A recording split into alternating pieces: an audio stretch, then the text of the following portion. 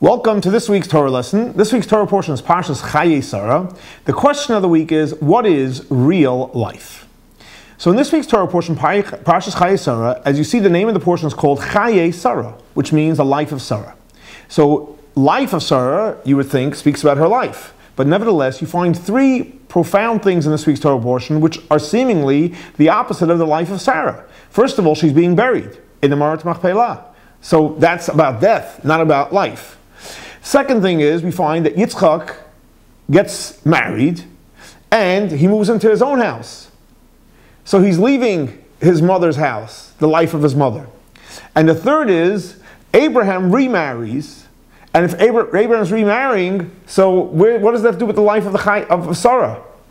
So the Rebbe explains there's two types of life. There's the life in the here and now. And yes, if you focus on the here and now, Abraham remarrying, Yitzchak starting his own life, the burial, that's all not the here and now. But there's something which is called Chayim Nitzchiyim. Chayim Nitzchiyim means an everlasting life. Not focused on the now, but focused on the fact that the life lasts forever. And the greatest gift is not only to live now, but more importantly, to live forever. It's the biggest dream people have. They love to live forever. So Chayim Nitzchiyim means to be able to live forever. Sarah, her whole life was one thing: to establish the Jewish community, the Jewish world forever. And that was her goal. And if Sarah was able to accomplish creating a Jewish people, that is called Chayim Nitzchim. Now let's look, the first story. Sarah is buried where? In the Me'arat Machpelah. The Me'arat Machpelah became the resting place for the patriarchs and matriarchs. Until today, we all go pray to the Me'arat Machpelah. So she established Chayim Nitzchim in the Me'arat Machpelah.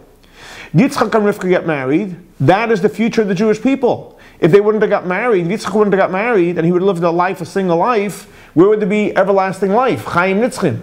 He gets married, and he starts in his own family, and he continues a life that his mother stood for. Abraham remarries. But even after he remarries, what does the Torah tell us? He gave all his children, his new children from his new wife, gifts. But the gift of Judaism went specifically to Yitzchak, and from there to Jacob, and there on to the Jewish people. So to answer the question, what is real life? Real life is Chayim Nitzchim, life that lasts forever. Thanks for joining us. This week's Torah lesson is dedicated in the memory of Baruch ben Aryeh Leib and Shlomo ben Yosef. May their souls be elevated by the Torah we're studying in their memory. For more information, please see our website.